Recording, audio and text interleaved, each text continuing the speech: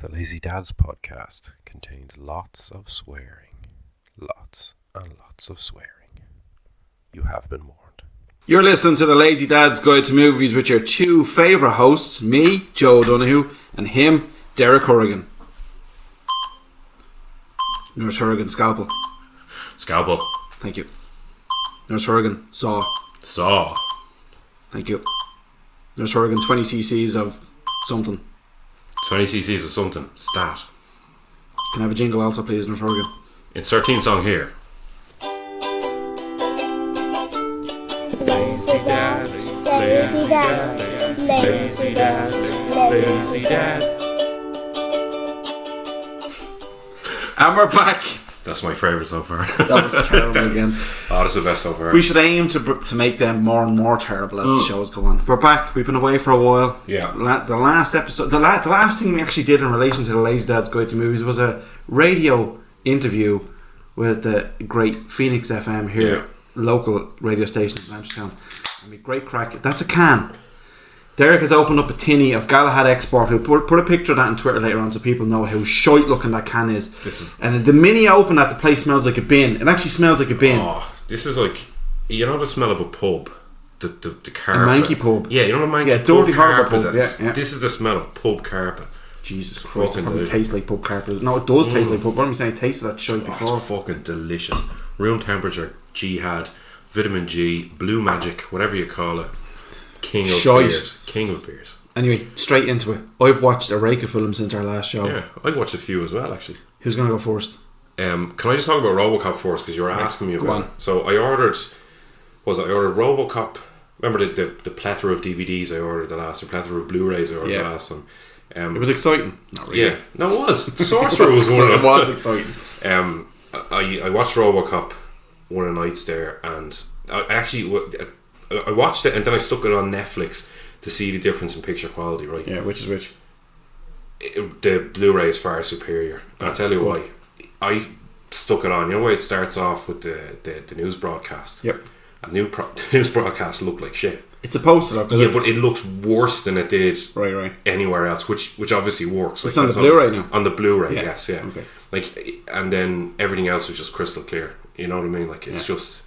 And I'd seen that director's cut before. I'd seen it. So that is the one where you see his hand disintegrating when they shoot it with the shotgun, and you get shot in the head. You see the bits of brain coming out the back and everything. Yeah, I'd seen that years and years and years ago, and obviously it's not broadcast that often. It's probably another Channel 4 Film 4 job.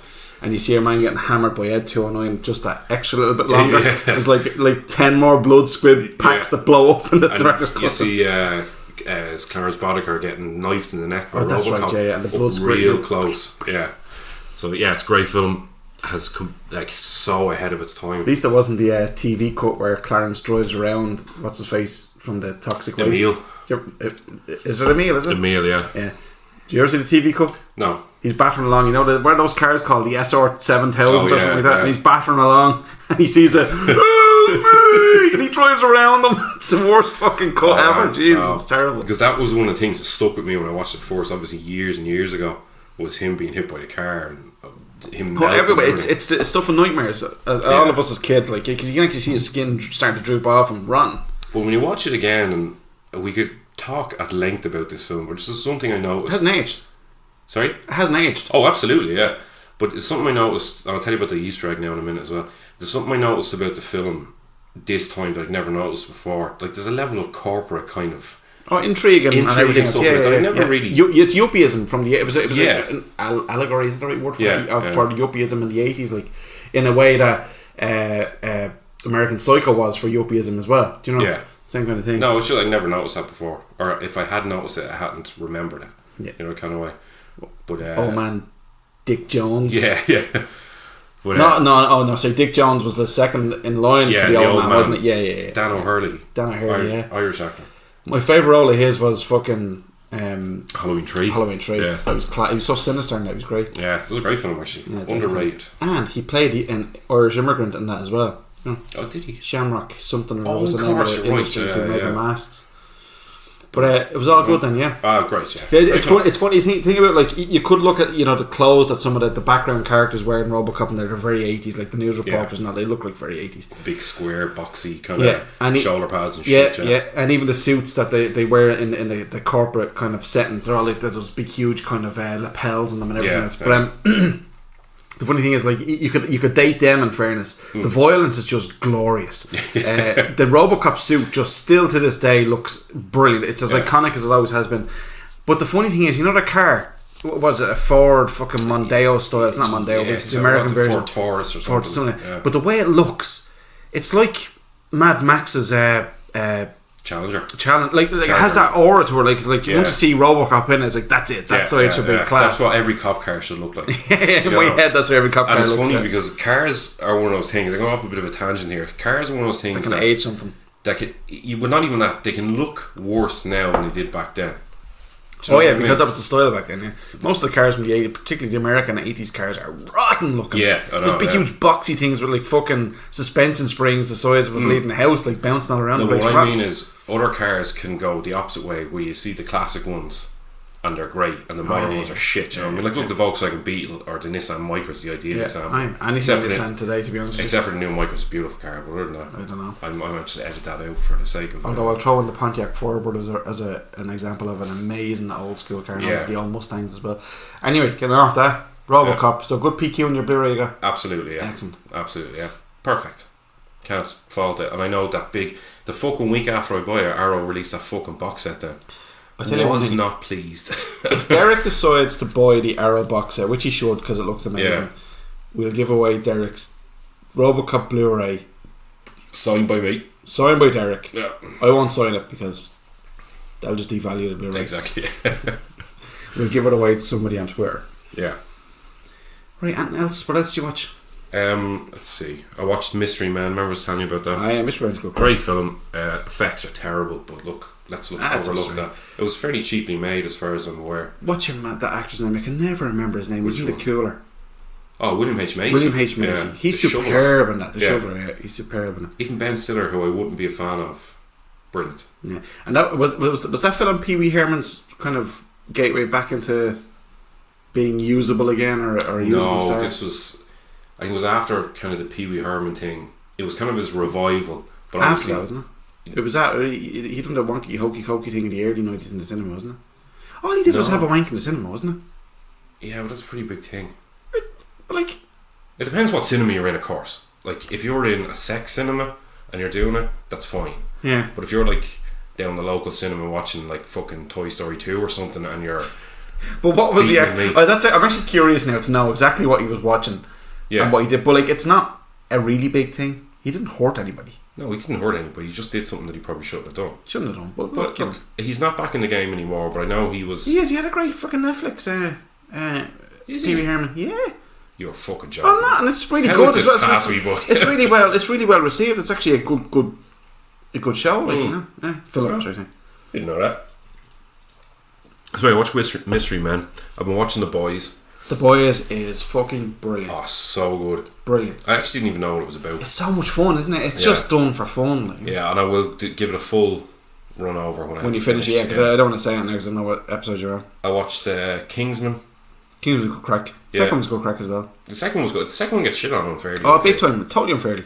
I watched Into the Spider-Verse again. Fantastic. I watched Infinity War with the kids today. Fantastic. I watched Daddy's Home. The young lad lap it up, did he? Infinity War. Yeah. They'd seen it already. Like. Oh, okay. Yeah, no, we were planning on watching the two of them today before I dropped them home. Then I realised like you need like an actual full weekend to fit the two of them in. Sure you would, yeah. The first one's nearly 3 hours long as well. Yeah, when you think of it, yeah. It's 2 hours and 46 minutes long. But so anyway, really enjoyed that. We've talked about that before. Watched Daddy's Home 2 last night. That's just... no, let's not talk about it. You know, like, it's a family film, it's fine. Shite. Kids enjoyed it. Shite. Mel Gibson's shite now. Shite. John Lithgow's brilliant. Oh, he's great in everything. Yeah, he's in great in the Great British Bake Off as well. Yeah, he was great in it. He was just this kind of kindly father figure who was really nice and has his demons or whatever. It's fine. No depth or substance to it whatsoever, but it killed 2 hours and kept the kids entertained. Did the job. Another film I watched, which I feel is an underrated classic, and you may disagree with me on this, is The Negotiator. Oh, it's been a long time since I saw. That's an old. That's the early 90s, isn't it? Yeah, it's Or in late late 90s even. 90s. Yeah. Okay, maybe late 90s. Very, very good film. It's a long time. I wouldn't even want to pass comment on it because I can't even remember. I think I watched that one and LA Confidential around the same time. I've never seen LA Confidential. And I think they may have been early DVD releases as well that my dad would have picked up back in the day. They would have been early DVD. I think Negotiate was 1998. Was it? And I know LA Confidential was one of those crappy fucking cardboard paper cases. Yeah. But I'm pretty sure they ended up in the house, and I watched both of them. And I think LA Confidential probably overshined The Negotiator. I still haven't seen LA Confidential. I have it saved on Amazon Prime. You should watch that film. Yeah, it's on the list on Amazon Prime. And I don't know if I've spoken about Amazon Prime since you spoke about it, but I've actually got it. And I know I bitched and moaned about it before, saying there was fuck all on it when I got it first, but obviously it's vastly improved now. Some fucking great stuff on it. I'm really enjoying going into it. Now, it's the app itself. They want to fucking sort that out. The interface is atrocious. It's horrible. Whoever designed that UI, it should just be fucking sacked immediately. And also, their fast forward and rewind function, it's either fucking slow or bleeding lightning speed. There's no middle ground to it at all. I haven't fast forward or rewound that now, but I am really enjoying delving into their kind of vaults. They have rakes of old horror movies on it, and it's been good crack rooting through them. Plus, I've started Adventure Time now. You know the Adventure Time cartoon? Oh yeah. I started that now with the young lad, and we're having great crack watching that. I've watched that on and off with the kids, and I've always enjoyed it when I've watched it. See, that is one of the deepest cartoons I've ever watched. Which is an overarching storyline, isn't it? Huge overarching storyline about what happened to the Earth, what went, different characters, how they got to where they are, and everything else. I don't want to spoil it. I really, that's one show that is superior enough to be beside, your fucking The Shield and fucking whatever else you have on your show. I mean it, as a really in-depth storyline. It really has. It's cracking, and some class gags, and innuendo in it as well. In your endo. In your man's endo. But Amazon's great. Yeah, I'm really enjoying it so far. Yeah, myself. I said there's a lot more on it than I thought, and I think Netflix is beginning to decline rapidly. I find myself more and more looking through Netflix. Are you saying Netflix is beginning to decline rapidly based on the fact that you're not looking at Netflix and going into Amazon Prime? That's just you. No. I go on both. Your target for that statement is you. No, but we talk about the interface there. The Prime interface is atrocious. Right? It is horrifically bad, and Netflix was never that bad. Netflix was always very intuitive, very easy to use. Yeah. And when you're looking through Netflix, I can never find anything I want to watch. Do you know what I mean? It's not. No, I always find it. Netflix. I'm really happy with Netflix. Really happy with the interface. Really happy with the service. Although I've been a little bit frustrated the last couple of days, and I don't know whether it's my internet. It would probably be my internet connection. Now that I fucking think of it. What's that? I'm paying for the 4K service from Netflix, but I'm only getting 1080. All right. And I think it's because I'm not getting enough bandwidth. But I have to look into that. But I've never been upset with Sky. Yeah, mine's usually pretty good now on Sky. I have to double check that. I've never had an issue with them now so far, and that's streaming, downloading, internet, phone, computer, PlayStation, the whole lot. But no, and I don't think Netflix is declining at all. I haven't said that. I haven't looked at any revenue figures or quarterly figures or anything like that. But no, I just got based on when I'm looking at stuff and I'm looking for a film to watch. I was finding myself, even before I got Amazon Prime, saying, Jesus, there's not really anything on here I want to watch. There's stuff like the Breaking Bad movie coming out that I will 100% watch. Yeah. But then, what else is after that? Do you know what I mean? Stranger Things was the last thing on Netflix. It was massive. It was that I really looked forward to. I really looked forward to. But I just think Disney might kill it. That's just my opinion.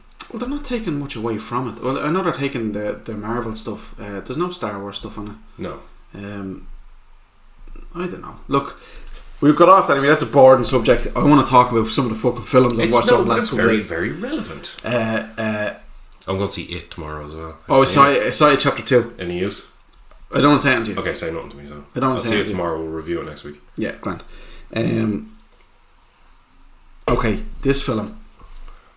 This is one that everybody hasn't given out to me because I haven't seen yet. Particularly in light with the fact that I fell in love with the first one. Blade Runner 2049. I eventually got it on fucking 4K From Amazon, the cunts as well, and even though they weren't shipping to Ireland for whatever reason, but good old Kev Shield sent me a text there about a week and a half ago, maybe 2 weeks. Yeah. They're doing 2 for £20 and 4Ks on Amazon. So I went down, I was like, Grant, there's Blade Runner 2014, and the non-shipping to Ireland kind of red warning is not there. I was like, put that into the basket fucking immediately. Just ship it to my personal motel the next time. Anyway, it doesn't matter. But that's, like, of all the Blu-rays I wanted to get, the only one. It was 2049. I've talked about this before on the show. I couldn't get it on 4K. And then it pops up, like, you know. But the funny thing was, it pops up and I buy it along with 3 other 4K Blu-rays. I'll talk about it in a sec. And you know, I get the confirmation that it's been shipped. I'm like, yes. And then it pops into Netflix in Ultra HD, and fucking I was like, you fuck. But anyway, long story short, the other 3 films I got rid of, just to get rid of that out of the way, was Bram Stoker's Dracula, which looks phenomenal in 4K. Started off a bit weird at the start. I thought the colour correction wasn't right, and then no, colour correction is definitely is that the start with the kind of battle scene? Yeah, where you see Vlad the Impaler from the Dracula. But you know that deadly red armour he wears, and he goes fucking mad then when you wonder because fucking the priest, who was actually Anthony Hopkins, is saying she's killed herself. There's nothing. Her soul is damned to hell, and he goes fucking I renounce fucking God and blah blah blah. It's a great scene. So that whole film is so it's so visual, isn't it? There's loads of really cool visual stuff out. Some of it doesn't make any sense, but it's still class. And I'm just gonna say here, much as I love Keanu Reeves, he was totally miscast in that. Yeah, Jonathan Harker. He really was miscast. Whoa, Dracula, dude. He was literally off the back of that sort of stuff, and this he obviously took this as his, like, you know, I'm going to do a serious film to get into serious films. He is miscast in it, but over the years I've just developed an appreciation for it as a kind of it's just a charm to it, like, you know what I mean? Anyway, I like Bram Stoker's Dracula. I love Bram Stoker. Gary Oldman, he's phenomenal. amazing. Carrie Elway's always brilliant. Yeah, he's very good now. They're all great. You want to play as Lucy? Oh, stop. Lucy, Mina Harker's friend, Lucy. Oh yeah. I can't remember her second. Lucy Reddenfield or something. I don't know. Oh, and Tom Waits. Tom Waits playing Renfield. He was class in that as well. He was very good in that, actually. And then sure, the Doctor as well was brilliant as well. What was his name? The British actor. I know him to see. Can't think of his fucking name. Oh, Tom Waits is in Mystery Men as well. Also brilliant. Is he? Is he the one out in the desert? Is he? Yeah. He's class. But anyway, so Bram Stoker looks great. Labyrinth. Watched it with the kids. Oh yes, we had great crack watching it with the kids. The little one kept calling when we finished up. She kept saying we watched half of it, sent them to bed, and watched half of them the next night. But the next day when I got home from work, she was like, "Daddy, can we watch the rest of the Goblins and the Baby?" I was like, "Okay, let's put the Goblins and the Baby on." But great crack watching. It's a lot of fun. It's not a film that you and the missus sit down on a Friday night on your own and say, we watch fucking Labyrinth. I don't know, we've done it. Fair enough, but it's good crack, and the 4K remaster is lovely as well. Really nice. And then Ghostbusters. Ghostbusters 4K, all time classic. I assume you mean the new one. No, the one the female cast. Now, obviously the fucking the original, but I got Ghostbusters 4K as part of that deal. 2 for $20 was great deal as well. That's very good. It's £10 each for a fucking 4K Blu-ray. It's great. And great selection too. But no, Ghostbusters looks. Now, I haven't looked up what the general consensus is, the Ghostbuster 4K, but as from what I can see, it's the best it's ever looked. And I'm comparing it directly to the DVD and to the Blu-ray. Yeah. I never owned the Blu-ray, but I had a loan of the Blu-ray, and then comparing it to the 4K, it looks fantastic, and the colour is so rich and vibrant, and it's great. I have the Blu-ray there now. It looks phenomenally good. Yeah, the Blu-ray's fine. But the 4K just has that extra touch in it. But come back to Blade Runner, it just fucking blew me away. Blade Runner 2049, it really did. It's exactly the type of, it's a brilliant sequel, isn't it? Like, it's so good. It's better than the first one. Yeah, and even back when I first heard the sequel coming, I was like, what can they do with it? Maybe they'll just go into a whole other side of the replicants. Maybe we'll see them off world fighting a battle or something like that. Yeah, which could actually be a great idea for its world, in fairness.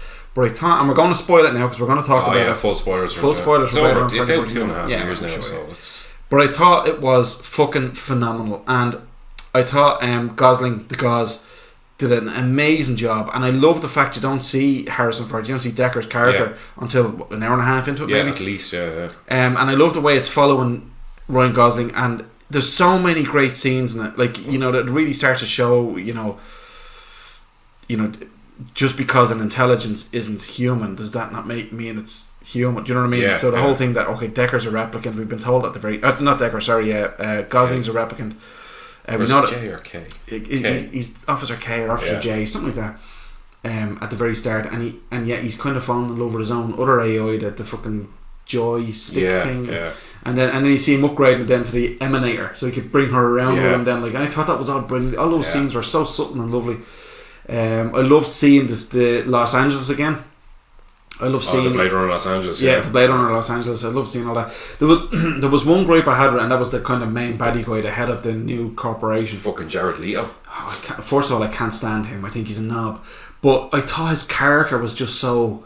He was too. Jared Leto. He was too Jared Leto, probably, yeah. But he was just too over the top. Did you not get that? That's really like that's Jared Leto's fucking shite. Like, that's Jared Leto's fucking MO, his USP, if you will. Yeah. But it was only a minor gripe. I have to say, like the way it ran, following Gosling's course, the way you're led to think that actually Gosling might actually be the child, and then it flips it on its head. Oh, that was so good. But what's great about it was how Gosling decided now the right thing to do here is to save Deckard and get him to his daughter. Yeah, and I think that's the most important part of the film, was to show how this is pretty much him becoming a human, or developing a humanity as such. Was realising, no, I can't live with that. I can't have it on my conscience. You know, fucking a replicant having a conscience. I can't have on my conscience that I'm not going to get Deckard to his daughter. I know where his daughter is. I was walking in there. First, I'll say one thing about Jared Leto. I've seen him watchable in 2 films, and that was Lord of War and that. And it's only because they were such good films, I'd say. I think he was alright in Lord of War, but yeah, he was just being Jared Leto and that, and unnecessarily kind of. He's like he's trying to be Roy Batty. Do you know what I mean? Like it's like trying to be deep and meaningful, but he's not. He's just he wasn't deep. He just came across as a knob. He was just a real fucking knob, is what he was. Anyway, but I walked into the cinema to see that, and now bear in mind, obviously we'd heard about it coming out a long time ago, and I thought this is going to be shit. I didn't see none of Villeneuve's films up until that point. I love him. I didn't think I could love him any more than I love him now, but I definitely love him so much. But I'd seen none of his films. I only saw Sicario and Prisoners and Arrival after that, and obviously I haven't seen. I think there's one more of his films I haven't seen. Anywho, so I was walking in cinema. I sat down and I said, "This is going to be shit." I had my mind fully made up. Impress me then, film. No, I'm not like that. I was just like, "This is going to be shit." I'm gonna be 2.5 hours here with this shit, and then the opening scene we arrives and Dave Bautista's there. Oh Jesus, what a scene! And that's it. Yeah, I was like, right, that's it. I'm sold. I'm in. That fight and the pop bubbling like garlic, and Dave Bautista's character then, like, you know, as the film goes on, he's only in it for 5 minutes. Yeah. But as it goes on, you become more and more kind of, you feel more and more for him, because you realise, okay, he allowed himself to be killed to protect the secret. Yeah. To protect the miracle. And what he says, how do you feel killing your own kind? I don't kill my own kind. My kind don't run. Is you don't run because you've never seen where a miracle is, or you've never seen a miracle, or something along those lines, which is fucking what Rachel giving birth, basically. And I just think that's even that idea is phenomenal. It's ridiculous. Like, it's ridiculous that a replicant could have ovaries and develop fucking eggs and stuff. The idea of replicants in itself is ridiculous. Yeah. But it's just the next step of the evolution. Once you're in, you're in. Yeah. But I just want to go back to Dave Bautista there for a second. He's a fucking professional wrestler, right? That's what he did. Now, obviously, we've seen him in Guardians of the Galaxy as Drax, and it's a bit more comedic and over the top, kind of the way that the professional wrestling interviews are. You know, they're actors in the end of the day. They're just actors who throw themselves around. Just call a spade here, right? It's like Coronation Street with punches. Yeah. But you can see him doing the over the top stuff. But for him to switch that to do something so fucking subtle and, you know, genuine, just blew me away. I loved him as Drax. He was fine in the James Bond film. He was just another henchman. You know what I mean? Like, he was just a silent henchman, whatever. It's grand. He's the physicality to pull that role off. Yeah. But for him to play a part like that, I'm trying to think of an actor who would fit into that. That's a Gary Oldman piece. A Gary Oldman turns up for 5 minutes, kind of does it well. Yeah, I know what you mean. He was absolutely brilliant in that. I'd love to see him do a bit more dramatic stuff like that. Yeah, he was very good, and I have to say. But that's what sold me on the film, was that whole scene, and it's the very start. It's a great opening. It's superb opening, actually. Yeah. If that had taken 15-20 minutes to get going, I might have lost interest. But everything after that. I even loved the flavour text at the start then as well. The which? the flavour text.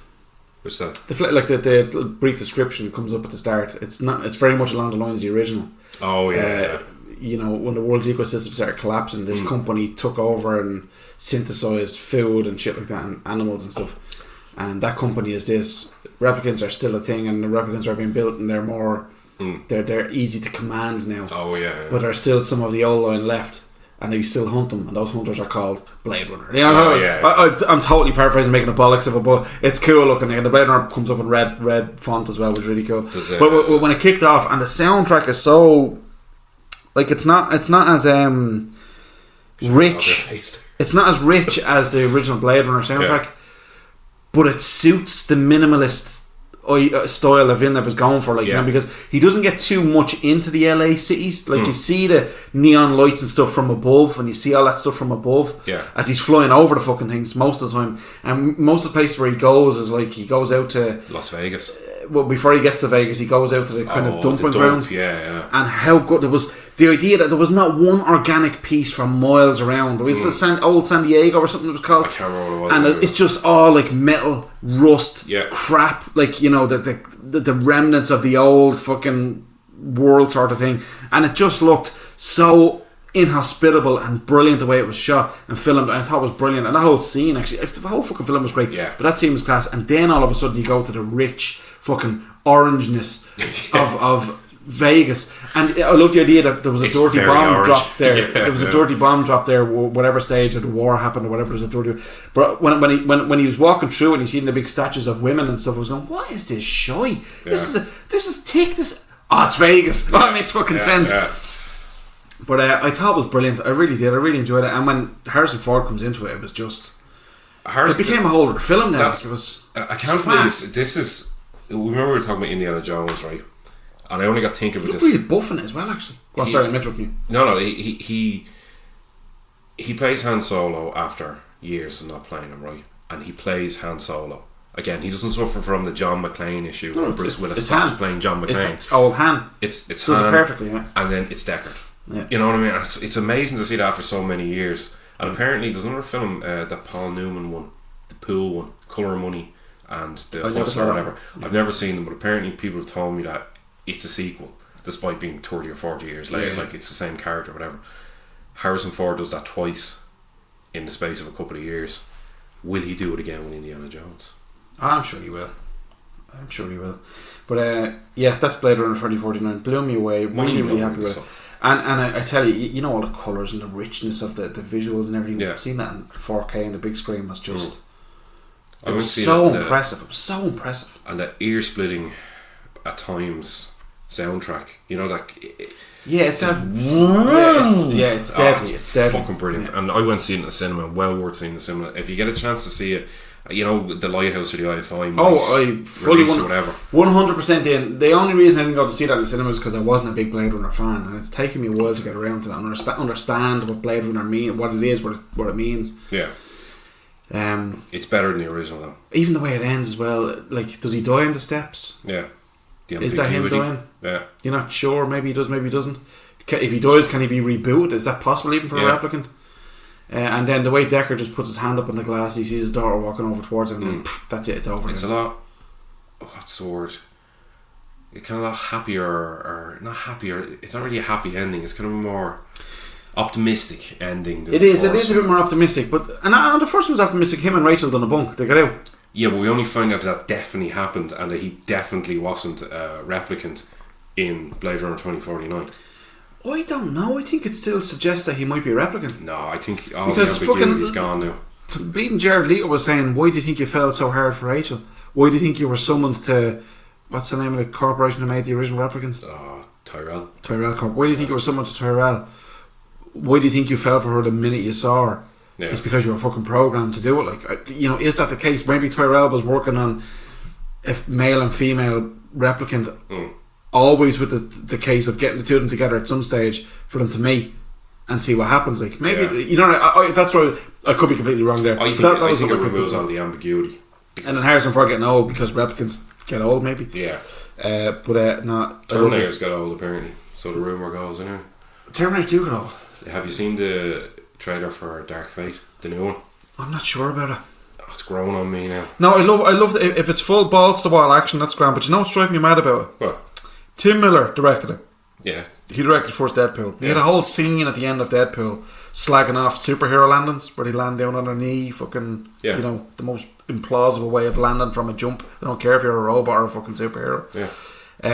And it's so overused now. It's even done in computer games. Every time I see it now, I go mad. It's such a squirrel landing. It's called. What's it called? Squirrel landing. You know where? Did you ever see a squirrel land? No, but he lands like a superhero, one arm up in the no, air. but the superhero landing. So Tim Miller had a whole scene in Deadpool where Deadpool just took the piss. Oh, here she is. What's the bet she does a superhero landing? And she jumps off what was an aircraft carrier or something, and lands as a superhero landing. And it's just so thick looking, and it's great that Deadpool slagged it off because it felt great. Like finally, they're poking fun in it. Maybe the cunts won't do it anymore. Tim Miller comes along and directs the Terminator film. There's the Terminator falling out of the sky and doing superhero landing. If that is, but you've slagged it off in your previous film. What are you doing? No, hang on. That is the world's biggest nitpick. I'm fucking sorry. If everything else about that film is good, you can't say just because it's the way one character landed. It's also like Sarah Connor's attitude with the glasses, like fired in rocket launchers, like they don't mean anything. But it's a trailer. No, I 100% get it. I 100% get it. Like, but a trailer is for something like Terminator, it's supposed to get you excited. I love the fact James Cameron's involved. I love the fact Tim Miller's actually involved because he is. Well, he did. Deadpool was great. I love the fact it's rated R and it's going to have R-rated violence. I love all of that. Do you like the new? And I will be in the cinema to see it. And I completely hold my judgment 100%. Do you like the new Terminator? But I just splits into two. I'm cool with that. Yeah, I think it's great. Yeah. You have to be cool with it, like because if you're not cool with it, that means you're not cool with the T1000. So and it's an unknown. No, what I mean is like it's a new type of Terminator. It splits into two. I think it's a good idea. Yeah, why not? I'm I like the fact that it's an unknown playing it.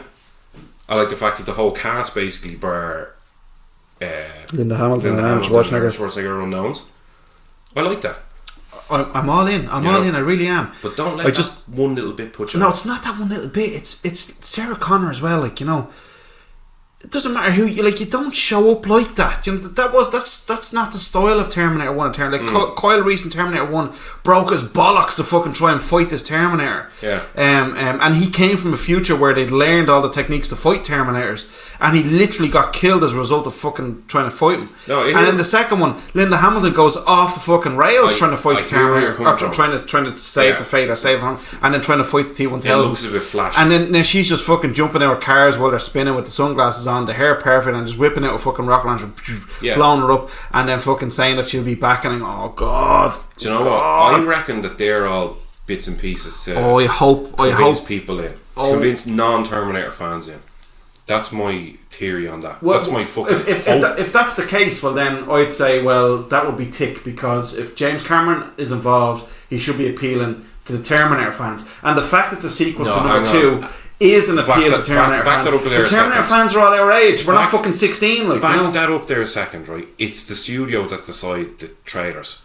The director and the editor, or director and the producer, very rarely have little say in the trailers. They get someone in specifically to cut the trailers together. I don't know unless you have a big, like, unless you're like Marvel, where you give free rein to your directors. I don't think that's the case. No, I think you're looking too much into this. I think if it comes out and it's shit, I'll stand here with my hands up. I don't want it to be shit. You know, I don't want it to be shit either. And some of the action scenes in the trailer look amazing. The whole bit in the airplane, the bit where fucking Arnie shoots the Terminator point blank range with a machine gun in the face.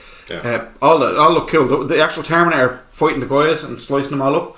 All of that stupid scene where like a load of military guys just jump on top of him and then he fucking it was like something out of a cartoon, like, you know. Can I just point out, right? Just please don't have that too many fucking shitty. Just don't have so many shitty scenes. And please don't. Sometimes scenes like that are specifically have for real trailers. Explosions. Let's not have CGI explosions. Yeah, I agree with you on that one. Let's have real explosions. I don't mind CGI explosions, but again, our benchmark here is Terminator 2. Yeah. So if your benchmark is Terminator 2, you need to either match it or rise above it. No, but don't give us something like fucking. What I'm saying is, don't get too caught up in the shitty parts of a trailer. I'm not caught up in it. Do you remember there was we're just talking about it. I'm not caught up in it. Like, if I was that caught up in it, I wouldn't go see it. I would be there fucking launching it. There was one film you told me, and I can't remember what it was, years ago. You said, you see this film is really good. I didn't go see it because of the trailer. Now the trailer was a dose of shit. I can't remember what fucking film it was. It was Duncan Jones' film. Duncan Jones? Yeah. Well, it definitely wasn't Moon anyway. No, it wasn't Moon. It was the other one he did after Source Code. Source Code. I probably I remember source code now. There's a train sequence and it reverts backwards and forwards and backwards and forwards. It's 8 minutes. It's not a case of the trailer not doing it for me. It's just a case of whatever was going on. It just didn't light me for it. Like, you know, I don't know, Derek. Like, you know, what I mean? What do you want from me? Like, fucking, what do you want from me? Like, Admit you're well, wrong. start washing your feet, will you? Admit you're wrong. No, I'm not wrong. What you said, hang on. I'm looking forward to that. Hang on a second. I remember, and this is on fucking it's out in the ether now. Oh, Derek, I don't know about Blade Runner 2049, blah blah blah. Now look at you, you're converted.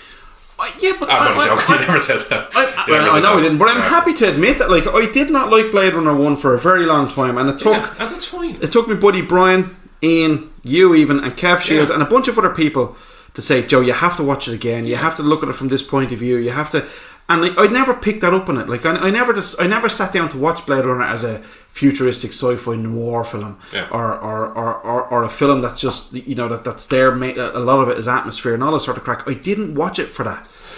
And that was my fault. I know when I'm wrong. Hands up, like, you know. Blade Runner is a phenomenal film, and I hate even saying it because I can't stand Ridley Scott. But Blade Runner is an absolutely phenomenal film, and 2049 is such a worthy sequel. It's like, is it better than the original? I really like Ryan Gosling's character.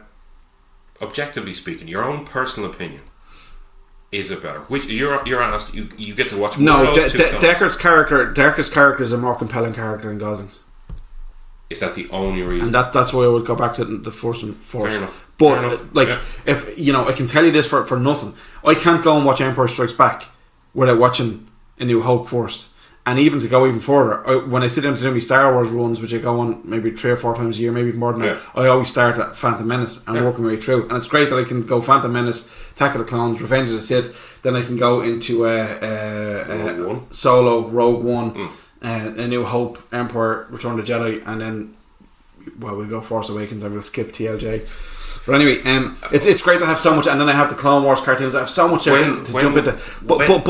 Sorry, 1 second. When we do our Star Wars special around the time Star Wars comes out at the end of the year, I promised my young flea's never seen the prequels. Only bought them there recently, so I said we'll sit down and watch all the Star Wars films before the new one comes out. And you as a prequel, as a prequel here, you have to fucking watch some objective. Don't sit there with your arms folded. Yeah, but see this. But you're doing exactly the same thing with that other film. What other film? The prequels, the embargoed one. The prequels are shit. Well, the first two are atrocious. Nope. Particularly the second one. And I'll tell you what, when I sit down and watch them, I will go through in depth, like you have with the other one, why I hate them so much. And I will fucking destroy you with it, because the difference with the TLJ and the prequels did something new, expanded the universe, brought in all these different races, all these different storylines, everything else. Brilliant stuff, great stuff, really rich, a lot of creativity in it. I love the prequels. TLJ just made a load of fucking wrong turns. That's all it did. Loads and loads of wrong turns. Loads of fucking wrong turns. The prequels took what should have been a fantastic story and wrapped it up in a load of fucking shite. But see, you're absolutely wrong. But see, you're wrong about TLJ as well. No, I'm not. Yeah, you are. I'm not. You are. You are wrong. If I am wrong, you are also wrong. So let's agree to disagree. No, honestly, this podcast, if anybody's still listening to this stage, fair play, because this podcast has gone to shite. But I'm going to move on.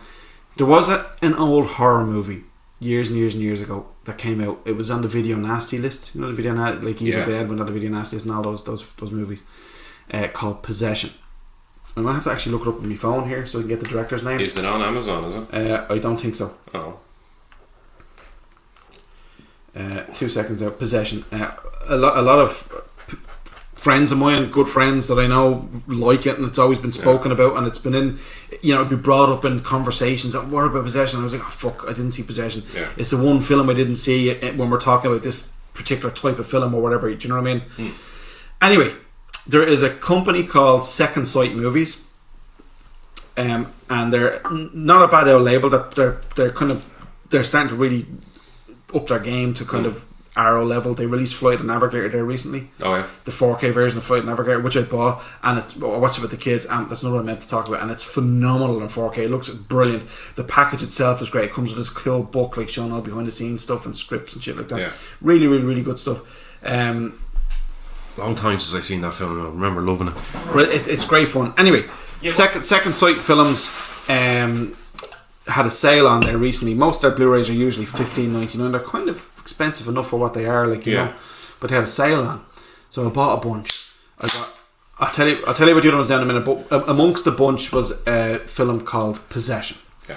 This film is directed by, and I'm looking this on the phone. I think it's a Polish guy by the name of Andrzej Zulawski. It stars Sam Neill, who I fucking love. Sam Neill is brilliant, and a French actress by the name of Isabelle, or a French actor. I don't know if actor and actress is a thing anymore, but a French actress, Isabella Adjani. Oh, I know the name, yeah. Apparently she's a very famous French actress. Anyway, long story short, this film, Sam Neill and your one are married. They have a son. They live in Berlin. Their relationship is completely breaking down, and Sam Neill doesn't know why. He's trying to save it, and she basically kind of walks out on him and the son. My eyes are narrowing because I think I've seen this. She walks out on him and the son, and well, as I describe it now, it'll start. There's one particular piece of this that will make you remember it if you did see it at all. She's having an affair with this French guy. A French guy, but but his name is Heinrich, and it's in Berlin, but he speaks with a French. Maybe I'm wrong. Maybe I just picked it up as a French accent. Anyway, long story short, turns out then that both Heinrich and Sam Neill figure out then that she's actually left both of them and gone to somebody else, and where she keeps going is to this abandoned apartment in Berlin somewhere, and there's this weird tentacled monster in the apartment that she just exclusively has sex with and consistently has sex with over and over and over. Anyway, I looked it up anyway, and the director, it seems to be some kind of metaphor for the director. The director was going through a breakup or a divorce in and around the time he made this film, and it seems to be that there doesn't seem to be any logical reason as to why she's walked out of the family and left him and the son on their own. There's no logical reason behind any of this.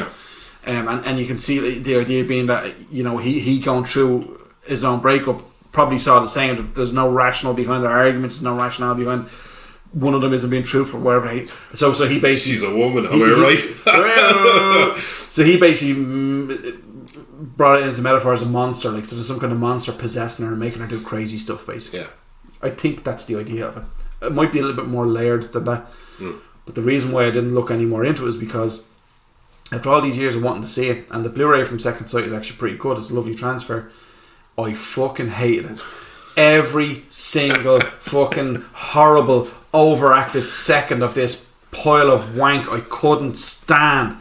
And I need you to see it now. I need you to see it. Do you know what I mean? This sounds like something really highly overacted. It's like do you remember the old? If it like fucking Gone with the Wind kind of? Well, no. Frankly, my dear, I don't give a damn. No, even that would be fine. Like this is. No, you're okay. This is Did you ever see the old Chinese movies before, say Bruce Lee and Jackie Chan, the Chapasaki ones, where all their acting is extremely overacted and overpronounced? No, but I do know what you're talking about. Well, the idea that comes from, I think it's the Peking Opera House or opera.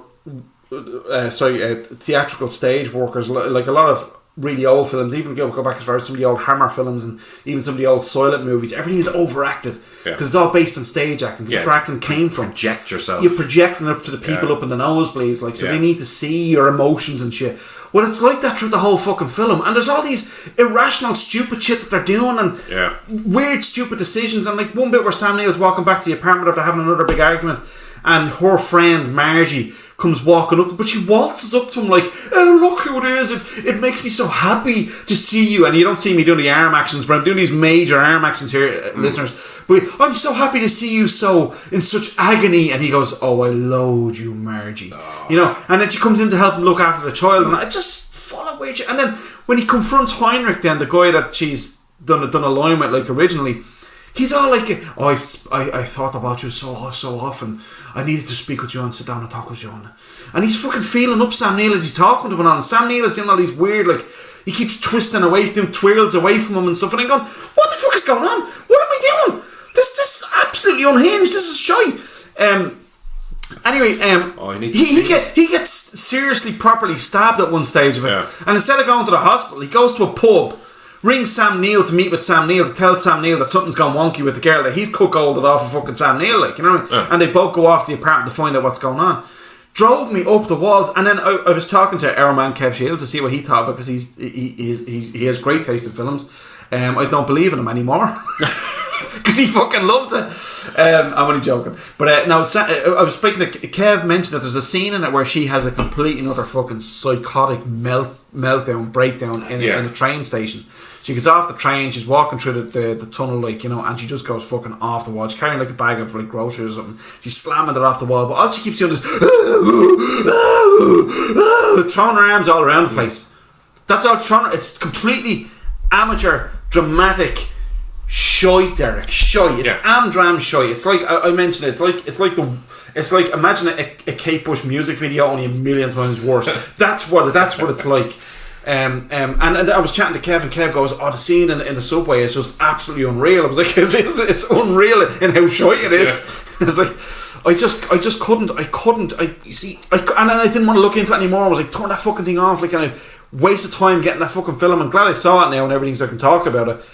But I've never seen, and well, I've seen stuff that has annoyed me, but this actually genuinely annoyed me. Like, you know, really, really got on my nerves. Actually, speaking of overacting, I went to see a play, and you're talking about that am-dram, you know, oh my God, my dear, what is going on here? Yeah. You know, John Gielgud kind of shite. It's fine when it's on stage, because when you are sitting in the nosebleeds, you need to see. You need to see it. You're not going to see see their face conveying the emotion, and you know they're standing in front of you. Like, I guarantee if you look into it, your man's probably a theatre director or probably I didn't look into that much. Yeah. You know, and I guarantee when you're talking about that, it's probably his first language isn't English either, which can sometimes be an issue when, you know, a non-English director or a whatever director is directing a different language. You know what I mean? I don't care enough about it to even look into or discuss it in that way. The one thing that really gets me over is they had a great concept. Yeah. You know, like a couple's relationship breaking down, and one of them, it doesn't have to be the woman or the man, it's just one of them walks out of family home and leaves behind a child, like, you know. But you start that concept off, you can go any number of routes with that. I know, but even if it was acted in a realistic way, in a way that, like, you know, you could actually relate to, you can't relate to these people. Yeah, I know what you mean. Yeah. If you related to it, it would be a phenomenal film. And then the whole idea of the tentacle monster thing possessing her and making her do all the crazy shit. And there's that really, really, like, there's one really good scene at the end of it, like, where you actually see her mating with the tentacle yolk, and Sam Neill walks in and sees it happen, like, and it just goes crazy. Oh my God, my darling, what are you doing? But there's so many bits, like there's even a bit in it where they're being chased by police or whatever, and they run up to, like, these fucking, I'm spoiling it here now, so close your ears. They're running up these, like, circular fucking stairs. What do they call, what's the circular stairs called? Spiral staircase. The police run in with machine guns, fucking kill everybody. What the fuck just happened? And I know, like, you could argue and say, well, maybe the beast is possession. As he gets stronger, like, the more he mates with her, he gets stronger, whatever fuck. His influence, his sphere of influence is starting to spread, like, and I think you hear, like, a war starting toward the end of it, and maybe it's spread so far, maybe it's the devil, you know what, I don't give a fuck, because it's shy. That's if it was a good film, now obviously I haven't seen it, so I can't speak for its quality. If it's a good film and it leaves on that kind of bit of ambiguity, you kind of be happy enough, you know what I mean? Like, the thing, like, leaves with that famous ending. Like, I love endings, to leave it up to you to make your own ending. I saw a reasonably decent film. It's not the best film I've ever made. It's fine. It's called The Invitation, and it's on Netflix. I don't know if you've seen it. Is this a sci-fi one? The aliens? No. Okay, get mixed up one. This guy and his girlfriend are invited over to his ex-wife's for a dinner party, and bad shit kind of happens.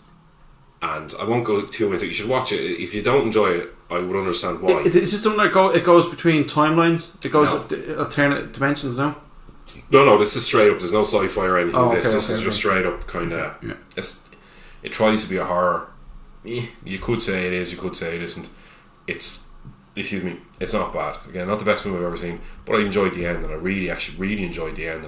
I was just kind of an ending at the end where you just kind of go, that made up for... You know, that made the film kind of 5 or 6 times better than it was before that. You know, kind of way. Where it was before, it was meh, then it was fine. Went from meh to fine. A little bit more than that could have been good. But I do have one more film story to tell you. Okay, now if this is the film you're talking about me on the phone, don't give anything away, because I might watch it tonight. I won't give anything away. Okay, I won't give anything away. But I have to express myself here, Terry. Yeah, and don't let what I say here influence you watching it. Okay, It watch won't. it. No, Good, no. good. You know me. I know. I'm just making sure. Say I was gonna watch it last night after you said it to me, but I sent the kids to bed and so I was feeling a bit tired, so I stuck on something that I didn't think would take as much mental strain. I stuck on The Death of Stalin. Oh, then you see it. I watched the first hour. I was starting to get tired. I was really, really enjoying it. Yeah, It is exactly the opposite to the overacting. Is it Iannucci? Is it one of the writers of that guy who done? I don't know. The Thick of It. I've never seen that, but I know. You've never seen The Thick of It? No. Please, anybody listening, Derek, watch The Thick of It the minute you get a chance. It's one of the greatest fucking shows ever made. I've been Always Sunny in Philadelphia, The Thick of It. They're almost on the British same level. Parliament over the last couple of weeks with the Brexit thing. Oh, they did this would sink in with that perfectly. See, It really I would. love all that shit. You know, You have to watch The Thick of It. You have to. No, I've heard And the episodes are only like 20 odd minutes long or whatever. Like, definitely worth it. I must check Amazon and Netflix to see if it's on it. It's on Netflix. The Thick of It's on. That's where I saw it. Yeah. You're gonna love your man Gibraldi or whatever his name is. Garibaldi. It's Capaldi. Peter, whatever his name is. He's just fucking brilliant. Everything I've seen him in, which is very little, I've really liked him. Yeah, he's very good. But this film, I've been putting off watching this film for a long time because I love the original so much. And the original is Suspiria, and the film I watched is the remake. Remake fear you had. I had a little, well, not so much remake fear, a little bit of like I'd never diss a remake. I know a lot of people are going off at the minute because Face Off has been remade, and the only thing that annoys me about that is there's resource being pumped into a remake when it could be pumped into an original film. That's what annoys me about that. Do you know Face Off has been remade? Yeah, I didn't know that, and I've a bit of a. But overall, I don't give a shit because Face Off itself was shy. I wasn't into Face Off at all. A Face Off. I'm gonna make 2 points here before I go into Suspiria. Face Off was fine. I enjoyed it. I saw it when I was like fucking 18 or 19 or something. It was right up my alley at the time. That's what I mean. Right. I don't know how well it holds up because I haven't seen it in years. I know you have a dislike of John Woo. I don't have the same dislike of John Woo that you have. Apart from Mission Impossible 2 is a bucket of shit.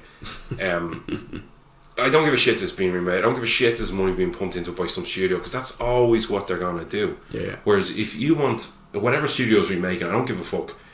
There is original stuff being made, no matter what anyone fucking says. Oh, I agree. You can always make something original instead of pumping a remake. What I mean is, if the remakes are being remade, right, and this earns X amount, be guaranteed some of that's going to go into something original. Oh, you can look at it that way if you want. And the original could be a bucket of shit, or the original could be great.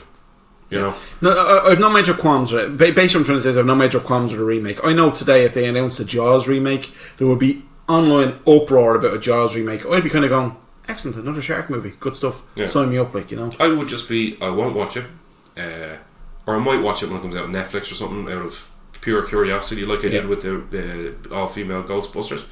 It was shit, not because it was all-female, because it was shit. The gags were crap. Gags were crap. It was actually only on there the other night. The effects are great, and the spooks were great, and the ghosts were great. Yes, they were, and you know the bit in... and actually, is it Kristen Wiig? Is he the main character in it? Yeah. She's very good. I really like her. I think she's great in pretty much everything she does. Bridesmaids, I'd love brilliant. Bridesmaids, great crack. But I'd actually like to see her in a serious role. Has she ever got any serious? She has serious roles. Apparently, her and your man Bill Hader, out of Barry, are in a serious role where they play twins. I haven't seen it now, but I don't know anything about it. But I just remember thinking when I saw Bill Hader and Barry, I said, Jesus, he can act. Yeah. You know, another great show actually. Yeah. But Suspiria. So go on, sorry. I love the original, and you know how well revered the original Suspiria is. No, I've never seen it, so I can't comment on. It's weird that you'd watch the remake before the original. I'm not. I don't know how I feel about that. Well, you see, I will because the remake does do its own thing, but that's why I liked. Actually, let me just cut across now. Yeah, go on. Suspiria remake blew me away. Okay. I absolutely loved that film so much. It's one of them. Do you ever watch a film where the next day you're thinking about it, and the next day you're fucking thinking about it again, and the fucking next day you're going, "Oh man, I have to watch the film again." Blade Runner 2049 did that to me. Yeah, I can see that happening alright. Suspiria, the fucking Sorcerer did that to me. Oh yeah, the Raid did that to me. The Sorcerer would definitely do it here, alright. But Suspiria remake, it got to me. It on a fucking molecular level, it got to me. I absolutely fell in love with it. And one of the most satisfying films. I've ever seen, because as it's going on, there's a lot of characters are fucking. You know the basic premise of Suspiria. It's a ballet school or something, is it? We'll say a dance school. Dance school. Okay. I'm not going to give too much away, But you know what's in the dance school? The witches. Witches, good Yeah. stuff. So a lot of witches are cunts in it. Yeah. And a lot of there's a lot of cunty stuff going on, like a lot of horrible stuff going on in it. But it's extremely satisfying. Particularly the end. Alright. It's extremely satisfying. And they do their own thing with it. Like they really do. Like the Susie Banyan in the Suspiria remake, who's the main character across both of them, is a different type of Susie Banyan to the original Suspiria, you know. Yeah. I'm all in for it. In fact, I was so in for it, I was like, I have to fucking get this in 4K. And I looked up at Google Suspiria remake 4K, and I got like the initial thing I got was Suspiria will not be released in 4K physical media. You can watch it on Amazon in 4K or UHD on Amazon. I was like, what? That must mean Amazon have the rights forever. Possibly. But Amazon Studios have something to do with the making of it as well. Well, just there you go. to keep that in mind. Yeah. But I looked it up, and there it was, available in Germany. Going straight into Amazon.de, bought it on 4K on Amazon.de. It's on its way over. We should have it next week. Oh, nice. And I can't wait to get it. Yeah. Really stunning. You know, oh man, it's not often I see a film, and I know that kind of divided audience pretty much down the middle. It was either love or hate. The original, like? No, the remake. Oh, the remake. I'm certainly in the love Yeah. camp. I can't wait till you watch it so we can talk about it, because there's layers to it. I'm going to try and watch it this week. There's layers to it, like and even the layers, like the layers of like what's going on, what's happening, about the witches and like there's different witches, like Mother Suspiriorum and Mother of Tears and Mother something. These three witches are the three oldest witches in the world. Is what the lore is, like, you know. Yeah. I'll try not to give too much away. No, I won't. That's pretty much it. But when you talk about it, the reason why I'm saying it is when you talk about it, like I'd love to be able to chat to you about that and the original. Yeah. Because is the original available anywhere? Or do you have it? Don't know. I have it on Blu-ray. My dad has it at the minute. Yeah. I'd have to get it back off my dad to get it to you. Well, I tell you what I can do is I can try and watch Suspiria this week. I'm not going to get the two of them watched this week. I think you should watch the original first, though. Well, sure, it'll always be on Amazon, and maybe we'll have a look at it in a couple of weeks. Right, we'll push off Suspiria. Yeah. I'll get you the Blu-ray. Okay. I'll get the Blu-ray back off my dad. You watch the Blu-ray then of the original Suspiria. We'll chat about that. Okay. And then we'll do the remake. And then we two of us can compare our thoughts, because it does leave it, for you to think about it at the end as well. Like, you know, so it's funny because I was thinking of remakes there, and I can probably count in one hand the amount of good remakes. Well, the amount of remakes I liked, let's put it that way. that's a great question. Night of the Living Dead. But you're bringing it. Well, Dawn of the Dead. let's be careful and say Tom Savini's Night of the Living Dead. Oh yeah, that's two what other I Night mean. of the Living Dead. Okay, The one from 1991 or 1990, whichever. It's actually a great film. Sorry, I didn't know it was. I didn't know it was more Night of the Yeah, Living Dead. there's a CGI version and there's something else. I was only aware of Tom and also Savini's there's a remastered version of Night of the Living Dead that adds scenes in. But these scenes aren't scenes that were filmed back in the 60s. So they film it They were now. modernly filmed with modern cameras and made black and white. So you have these fucking modern black and white scenes slotted in with then like old black and white, and then it comes back to the modern. It's absolute shite. Yeah, didn't see it. Funny enough, I actually have that in a collection at home. Didn't see it, won't. So I saw Night of the Living Dead, right, the original. Liked it, didn't love it. It's good. It's good. Like at the time, it fucking blew everybody's dicks off because they had never seen anything like that before. We've been desensitized to it, like, but when you watch it, the characters are good in it though. The main character, like, don't get me wrong. and the ending is one of the bleakest fucking endings. That's the only ever. thing that Night of the Living Dead, Savini's one, does not have over the first one, in my opinion, is the ending. Yeah, I don't like the ending of Savini's one, particularly having seen the first one. Yep. First, I'd seen the original first, and then the remake. Yeah. Dawn of the Dead, I actually saw it the opposite way. I saw the remake first, but the remake is a different fucking film. It's completely different. It's but not the the fact same you thing. hadn't seen the original Dawn of the Dead up to that point, though. Yeah, I know. I know. Yeah. And do you want to know something? What? I haven't seen Day of the Dead in years. The original Day of the Dead. Hang on a second, is a remake of Day of the Dead? Yeah, it's terrible. Oh, for fuck's sake. It's one of the worst films ever. I've never seen it. And it's a shame because, like, you know, Dawn of the Dead remake was great, and you think, like, okay, let's do Day of the Dead, and actually let's look at George Romero's original script, which was Day of the Dead that he filmed multiplied by 1,000 was his original script. He just didn't get the funding for it, so you had to peel it back. But Day of the Dead, the original Day of the Dead, is definitely my top 10. In my top 10 of all time, easy. Real atmosphere to that film. I must sit down and watch those again. Superb gore. The gore, and it's incredible. I'll sit down and watch those again. They're definitely on my list of things to watch again. What are remakes that I like? King Kong. I like King Kong. That gets a lot of shit. Jackson's King Kong. Yeah. I love Jackson's King Kong's fucking phenomenal. Apart from it takes ages to get going. I think that annoys people, but when it gets going, I saw why it took ages to get going, if that makes sense. I was still all in. I just thought the setting was great, the characters were great. I thought what's his face, Carl Denham was brilliant. Jack Black as Carl Denham was great. Yeah. Go on. Even Adrian Brody. I'm trying to think of other ones. I'm pulling a blank. Now that you've just pulled that subject out of the bag, I'm really stuck trying to think of remakes. So much so. You could say The Evil Dead 2. I love the recap almost of the first one at the start, because it has a different tone to it. It's definitely a sequel. No, it is a sequel, but you know the way it recaps the first one at the start, more or less. Yeah, right. Yeah. Minus a couple of bits, and the fact that it has a complete change of tone of a film than the first one. Like the first one's all out horror without so much of a sense of humour as the second one, whereas the second one has a bit more sense of humour.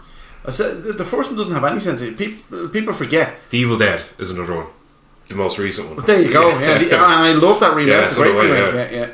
Yeah. True Grit.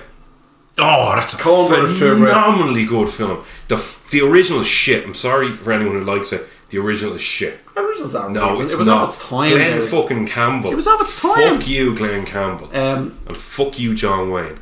Don't be saying that, Derek. No, not fuck you, John Jeff Wayne. Goldblum's The Fly. David Cronenberg's The Fly. Brilliant. Never seen the original, but brilliant. The original's great crack. Let's have a go here now. I'm cheating. 100% cheating. Yeah. Now this list here has John Carpenter's The Thing as being a remake of the original The Thing from Another World. I'd argue and say John Carpenter's The Thing is more. It definitely does align more closely with the book, because I've read them. It's a novelette actually. It's a very small novel. Yeah.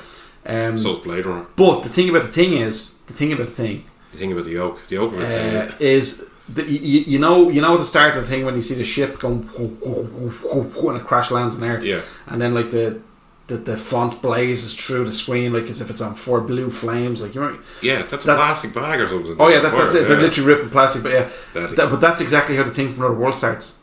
Yeah, because I've seen that in Halloween. So maybe it technically is a remake. It's Halloween. There's a great one, The Invasion of the Body Snatchers. Again, I have not seen that. The 1978 one, the one which I lent you, the one which is sitting in there, the one that you haven't bothered watching yet. Is that still sitting there? Yeah, I think you took it back. Did I? I don't think I did. No, because I rearranged all the DVDs in there, and everything that's belonged to you is sitting on the top. Fucking better It is. not lost it with me, Derek. It's definitely in there. If I still have it, it's definitely in there. Going through a few of them here now. Oh, a lot of them are shite. The Italian Job, Fright Night, go away with that. Oh, The Crazies. Do you know what? The Fright Night remake isn't that bad. No, I didn't. Come here. It doesn't. No. Hang on. Did you see it? Yeah. Yeah, it's not that bad. Fucking David Tennant as bleeding Peter Vincent. Get up the yard, will you? Look, dressed in a leather. No, check out. No, as remakes go, it's not that bad. It's not great. It's no Robocop or Robocop remake. Like in the terms of being shite. Oh, okay, right. There's a good one, The Crazies. We're going back to George Romero talking about Night of the Living Dead, Dawn Dead Day. Yeah. He done The Crazies. He done The Crazies. Was it in between Dawn and Day? I think it was in between Dawn and Day. It might have even been in between Night and Dawn, actually. I'd have to be corrected on that. I can't remember. But George Romero's The Crazies is great. It's great fun. But the remake with Timothy Olyphant in it was superb. Really? It's proper. Yeah, no, I really like that film. It was a shit remake and a shit film. Go on. Last House on the Left. Utter tripe. Both of them. Utter fucking tripe. Yeah, fair enough. We go with that. Except for some guy sticks another guy's head in a microwave in the remake. That was pretty funny. Yeah. But other than that, shit. Utter shite. Hold on, I'm going through a few more here now. So people at home could just literally bleed and do this themselves, or having to listen to us shite on about. Yeah, but see, we're giving our opinions. It is True Grit again. There's one now we'll have an argument of Pet Sematary, the greatest horror film ever made, Derek. No. One of the shittest films ever made. It's not that shit. It is shit. I really enjoyed it, but go on. Next. Are they going to start remaking films that are being made now in 20 or 30 years? remakes of remakes. Oh, there's a good one. Village of the Damned. John Carpenter's Village of the Damned was great. Christopher Reeves was in that, Yeah, wasn't he? superb film. Haven't seen it. The Departed over Infernal Affairs. I tell you what, right? Infernal Affairs is superb. Here's my feelings on The Departed over Infernal Affairs. I love The Departed. I think it's a great film. I know it's a remake of Infernal Affairs, but Infernal Affairs to me, Infernal Affairs to me it's the trilogy. You know, the whole story is the trilogy. Whereas The Departed kind of tries to condense it, and it lacks what the second one has. You know. But there's an interesting one now. The original William Castle, The House on Haunted Hill. I loved that film when I was a kid. Yeah. Vincent Price is Peter Price. Was I about to say Vincent Price. Or Peter Vincent. That's where I was getting mixed up. Fucking Peter Vincent from Fright Night and Vincent Price. That's where I was getting mixed up. Roddy McDowell. Roddy McDowell's class. But Vincent Price was in that, and he was just his hammy old self, and like he was great. And he forces a girl to fall into, I think it's an acid bath, by having a skeleton was walking towards her in a House on Haunted Hill. That's one where she falls in. The skeleton comes up through the crowd then in the cinema. Pretty much, yeah. But she falls into I think it's an acid bath or something stupid, ridiculous like that. But then fucking Vincent Price comes walking out with a contraption on that had all the wires attached to the skeleton, like, you know, hilarious stuff. But I loved that remake. They had to put the glasses on. It was kind of a real, like, a tip of the hat to William Castle that they had to put glasses on in the film to see the ghosts. Oh yeah, I remember hearing about this. It got slated, but it's actually a ton of fun. It's great. Have you seen that? What's it called? Tingler, the William Castle Tingler story. Yeah, Tingler's a great film. No, the William Castle documentary. Oh, sorry, no. I think it's called Tingler. Well, he has a film called The Tingler. Yeah, I know that, but I think it's called Tingler, the William Castle. It was named after one of his films, anyway. The Tingler. Fucking brilliant. No, it might not be The Tingler. Oh, sorry, I beg your pardon. I think it was named after one of his films. He was just an entertainer. He knew what he was doing. Like, without seeing it, I've never seen any of his films, but keep an eye out for it's usually on Sky Arts or something like that from time to time. Do you have Sky? Yeah. Check out Sky Arts. You know, he always has these classic albums and how his film was made and all this shit. Check out. Is it called Tingler? I can't remember. Anyway, the William Castle documentary. It's fucking brilliant. It's probably better than any of his films, but like a really good documentary. Yeah. So yeah.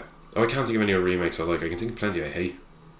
Robocop, Total Recall. Total Recall so bad. Total Recall remake. Jesus Christ, so bad. That Total Recall and that Robocop are equally as bad in terms of remake. Yeah. They're equally as void of fucking bit of passion, a bit of creativity. Like, it's all fucking. And the actors in it: Bryan Cranston, Michael Keaton, fucking Gary Oldman, world's greatest actor. Or, you know, there's just three actors in the two films. They're not all three of them are in both films. Three actors from the two films. It should be good. Yeah. But it's fucking not. Yeah. You know, I mean, even you look at Colin Farrell, right? Colin Farrell can act, right? I actually don't mind Colin Farrell in a lot of stuff.